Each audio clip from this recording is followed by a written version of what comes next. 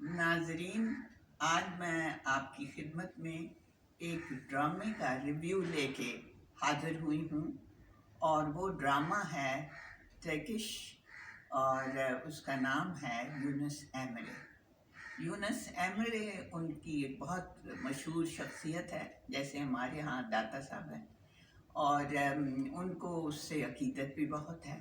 وہاں پہ ایک ادارہ ہے ترکی میں، اس کا نام ہی یونس ایمرے کا ادارہ ہے، اور اس لحاظ سے اس ویڈیو کی بھی ارطغرل غازی جو ہیں ان کی طرح بہت اہمیت ہے۔ تو اس میں کچھ چیزیں ہیں جو سمجھنے کی ہیں، مثلاً کل جو قسط ہوئی ہے اس کی،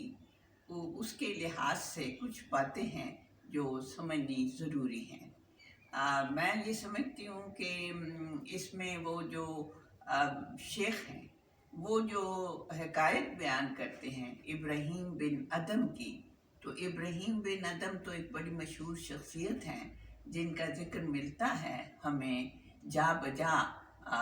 یہ جو سینٹرل ایشین روایات ہیں ان میں،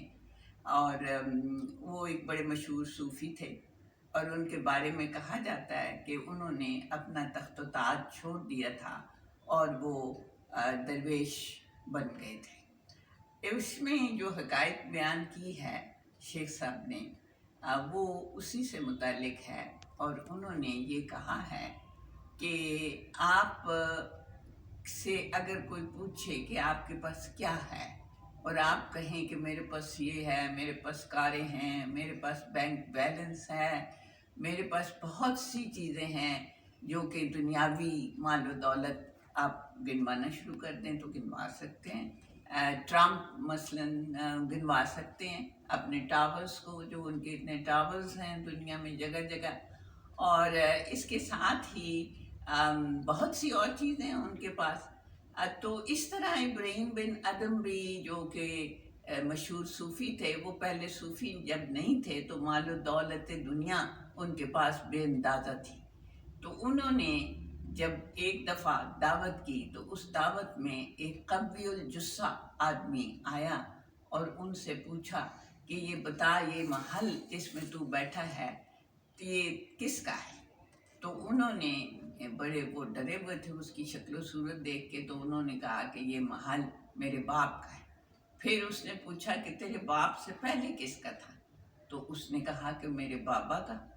میرے بابا کے بابا کا۔ تو اس نے کہا کہ اس سے پہلے کس کا تھا؟ تو اس نے کہا میرے بابا کے بابا کا۔ تو اس طرح سلسلہ چلتا رہا تاکہ وہ ایک جگہ پہ آ کے رک گیا، اور اس نے خاموشی اختیار کر لی، کیونکہ اسے نہیں معلوم تھا کہ وہ محل کس کا ہے۔